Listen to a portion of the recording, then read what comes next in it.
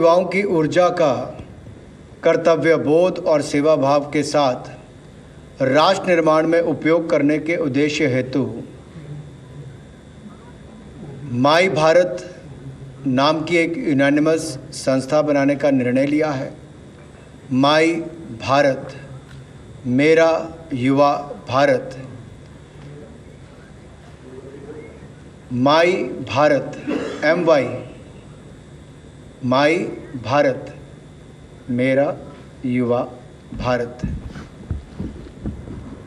ये एक ओवरआर्किंग institutional mechanism होगा जिसके लिए इसको अनुमति दी है।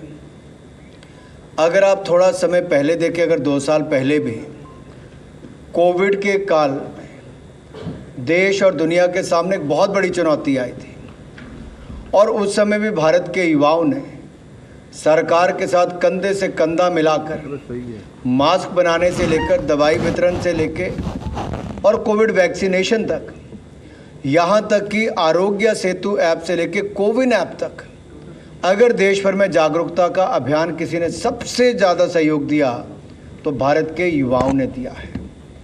भारत का युवा अपनी जिम्मेदारी को समझता भी है और समय आने पर अपने कर्तव्य का पालन भी करता है। और पंच प्रण में 5वां प्रण प्रधानमंत्री मोदी जी लगातार कहते हैं कि हमें हर नागरिक को कर्तव्य पालन करना है। केवल अधिकार ही नहीं, कर्तव्यों की भी जिम्मेदारी हमारी है।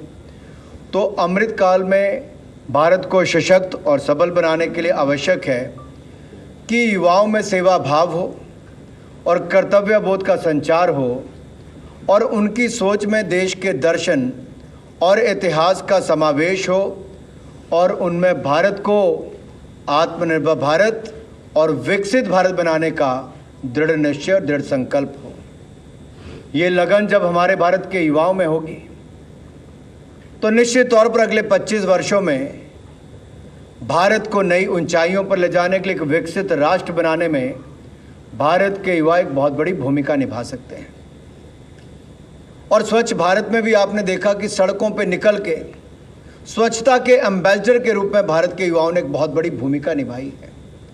अगर मैं आंकड़े दूं तो हमने पहली बार आंकड़ा रखा था 2 साल पहले कि 75 लाख टन, 75 लाख किलो हम प्लास्टिक वेस्ट इकट्ठा करेंगे। हमारे युवाओं ने 100 लाख किलो से ज़्यादा प्लास्टिक वेस्ट इकट्ठा किया मात्र एक महीने। और उससे अगले साल हमने 100 लाख किलो रखा तो उन्होंने 150 लाख किलो से ज़्यादा इकट्ठा किया। ये युवाओं की देश के प्रति और ऐसे कार्यक्रमों के प्रति जो इंटरेस्ट है, लगन है और कर्तव्य भाव से वो कर रहे हैं, इसके लिए बहुत आवश्यक था कि फिजिकल एक्टिविटी के साथ साथ एक डिजिटल प्लेटफॉर्म भी हो। तो ये फिजिकल प्लेटफॉर्म एक तरह से होगा जहां फिजिकल एक्टिविटी भी होगी, डिजिटली उनको जुड़ने का अवसर भी मिलेगा। और इन उद्देश्यों को प्राप्त करने के लिए युवाओं को विभिन्न स्कीम्स, प्रोग्राम्स के साथ जोड़ा जाएगा और एकीकृत मैकेनिज़्म के अंतर्गत फोकस रूप से भारत सरकार के जो कार्यक्रम हैं युवाओं से जुड़े, उनको इकट्ठे एक प्लेटफॉर्म पे लाया जाए जिसमें होल ऑफ गवर्नमेंट की अप्रोच के साथ हम गवर्नमेंट या अन्य स्टेक होल्डर्स को भी वहाँ पर जोड़ें और युवाओं की उसमें भूमिका और सुदृढ़ करें।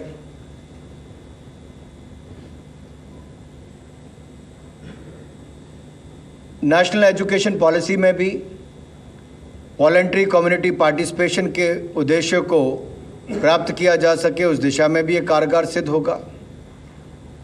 और देश के युवाओं की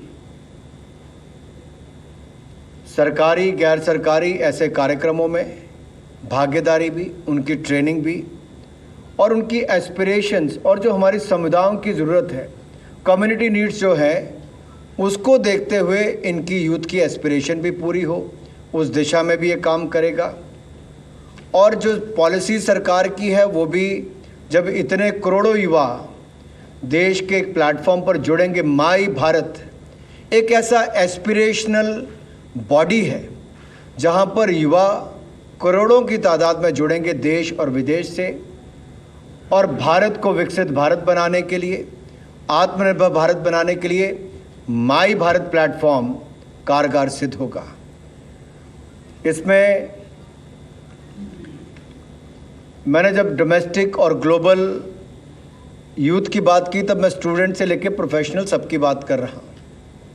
उनके मन में एक जज्बा और जुनून देखने को मिलता है जब जब हमने देखा हम में से कोई बाहर गया या माननीय प्रधानमंत्री जी गए हों, वो किसी ना किसी रूप से भारत में जुड़ना चाहते हैं, अपनी सेवाएं देना चाहते हैं। उसके लिए एक बहुत बड़ा प्लेटफॉर्म ये माई भारत होगा, मेरा युवा Bharat.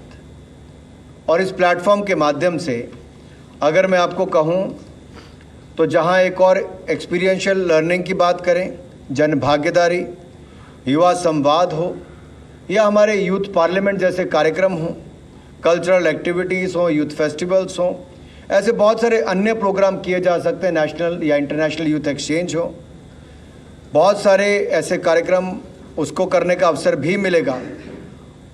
And it can act as one stop platform for youth and initiatives to engage with the youth. इससे टू वे कम्युनिकेशन भी होगी, जहां एक और युवा के मन में क्या है, वो क्या करना चाहता है, दूसरी ओर उसके पास अवसर कहां पे है, वो दोनों उनको जोड़ने के लिए प्लेटफॉर्म बड़ा कारगर सिद्ध होगा। मान लीजिए मेरे मन में आता है कि मुझे स्वास्थ्य के क्षेत्र में, शिक्षा के क्षेत्र में, स्पोर्ट्स के क्षेत्र में, स्वच्छता के क्षेत्र में कहीं पे भी अपना योगदान देना है, लेकिन अवसर कहाँ है? वो अवसर ढूंढने का एकमात्र प्लेटफॉर्म या सबसे बड़ा प्लेटफॉर्म माई भारत होगा। अगर उसको एक्सपीरियंशियल लर्निंग करनी है तो कहाँ पे जुड़ना है? तो यहाँ पे जुड़ सकता है। और ये फिजिकल इकोसिस्टम उसके लिए अपार संभावनाएं खोलेगा। और इसके साथ साथ जो मैंने कहा कि कम्युनिटी नीड्स, समुदाय की ज़रूरतों को पूरा करते हुए हमारे आकांक्षी युवा ये अपनी आकांक्षाओं को भी पूरा कर पाएंगे, बेहतर अलाइंड होंगे, बेहतर जुड़े होंगे। और कहीं ना कहीं जो एनहांस्ड लाइफ स्किल एफिशिएंसी चाहिए उसमें भी इनको बहुत बड़ा बल यहाँ पर मिलेगा जब गवर्नमेंट और अन्य स्टेक होल्डर्स इस प्लेटफॉर्म पर आकर जुड़ते हैं। तो ये सेवा भाव और कर्तव्य बोध के साथ साथ हम सशक्त एवं सबल भारत बनाने के लिए लगातार प्रयासरत हैं और इस पर युवाओं की भूमिका बड़ी हो, इसके लिए माई भारत प्लेटफॉर्म आज देश के लिए, देश के युवाओं के लिए मोदी सरकार ने मंजूर किया है। प्रधानमंत्री जी की इच्छा है कि देश के करोड़ों युवा इस पर जुड़ें और देश को आगे बढ़ाने में, राष्ट्र निर्माण में उनकी बड़ी भूमिका हो। युवा हमारा वर्तमान भी है, भविष्य भी है, तो कल का इंतज़ार क्यों, आज से ही क्यों ना जुड़ें। और इसी महीने के अंत में 31 अक्टूबर को इसको राष्ट्र के लिए समर्पित किया जाएगा। 31 अक्टूबर लौह पुरुष सरदार वल्लभ भाई पटेल जी की जयंती भी है। सरदार वल्लभ भाई पटेल जिन्होंने 550 से ज़्यादा रियासतों को विलय करके सशक्त भारत की नींव रखी थी। आज उसको विकसित भारत बनाने के लिए देश के युवाओं के सामने एक ऐसा ही प्लेटफॉर्म दिया जा रहा है जो विकसित भारत बनाएंगे। और इससे अच्छा दिन क्या होगा? सरदार वल्लभ भाई पटेल की जयंती और माई भारत प्लेटफॉर्म का आगाज़ और उस पर भारत के करोड़ों युवाओं का जुड़ने की शुरुआत और विकसित भारत, आत्मनिर्भर भारत के निर्माण की एक नई शुरुआत है। धन्यवाद। The floor is now open for questions and answers. Yeah, we may begin with the front here.